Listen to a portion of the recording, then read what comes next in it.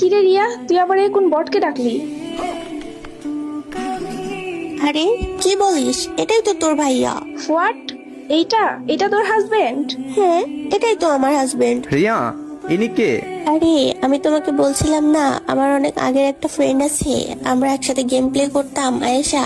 এটাই তো সে আয়েশা। আসসালামু আলাইকুম আপু, কেমন আছেন? কিরে রিয়া, তুই না সবসময় বলতি তোর বয়ফ্রেন্ডের এইটা আছে সেটা আছে, তো তুই এমন বড়লোক বয়ফ্রেন্ডকে বিয়ে করছস?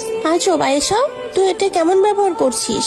তোর ভাইয়া তোকে সালাম দিচ্ছে, সালাম নিচ্ছিস না, আবার এখানে অপমান করে কথা বলছিস। আরে ভাই, আমি যার তার সালাম নিও না, যাকে তাকে সালাম দিও না।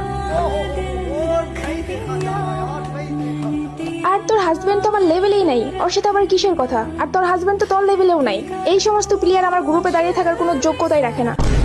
হাই অবস্থা, এই মেয়েটা জানেই না আমি কে।